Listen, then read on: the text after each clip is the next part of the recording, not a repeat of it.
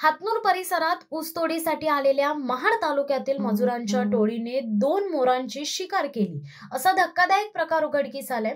गावकऱ्यांच्या सतर्कतेमुळे या टोळीला रंगेहात पकडून वनविभाग आणि पोलिसांच्या ताब्यात देण्यात आले। या घटनेनंतर महाडमध्येही जंगलतोडी जालना वाखाली ग्रामीण भागात अशीच अवैध शिकार सुरू आहे का असा सवाल उपस्थित होत आहे। मिळालेल्या माहितीनुसार रायगड जिल्ह्यातील महाड तालुक्यातून 6 जणांची ऊसतोड मजुरांची टोळी हातनूर परिसरात आली होती। आठवड्याभरापूर्वीपासून या मजुरांच्या हालचाली संशयास्पद वाटत असल्याने ग्रामस्थांनी लक्ष ठेवले।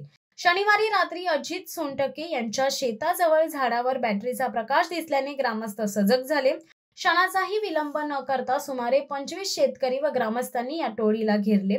चौकशीत त्यांनी 2 मोरांची शिकार केल्याचे स्पष्ट झाले।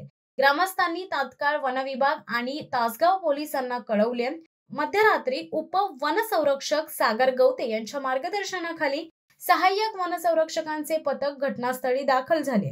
पथकाने वामन जाधव वय वर्ष 36 राहणार कुंभारडे, रत्नाकर पवार वय वर्ष 39 राहणार आंबिवली, किशोर पवार वय वर्ष 22 राहणार सापेगाव, सचिन वाघमारे वय वर्ष 23, सत्यवान वाघमारे वय वर्ष 21 आणि नितीन वाघमारे वय वर्ष 20 सगळे राहणार महाड यांना ताब्यात घेतले। घटनास्थळी मोरांची पिसे, लगोर, बॅटरी आदी शिकारीची साधने जप्त करण्यात आली असून आरोपींवर वन्यजीव संरक्षण कायद्यान्वये गुन्हा दाखल करण्यात आले।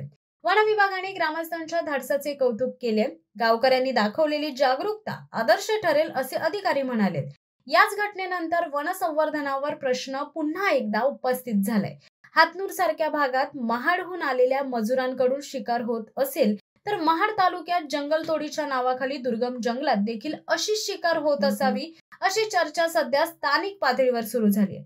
या प्रकरणातून महाड व आसपासच्या भागात वन्यजीव संरक्षणाबाबत अधिक कडक नजर ठेवण्याची गरज अधोरेखित झाली आहे। शिवसत्ता टाइम्ससाठी रेश्मा माने, महाड। दे धडक बेधडक वृत्त देणाऱ्या आपल्या शिवसत्ता टाइम्स न्यूज चॅनलला लाल बटन दाबून सबस्क्राईब करा आणि बेल आयकॉनला क्लिक करायला विसरू नका।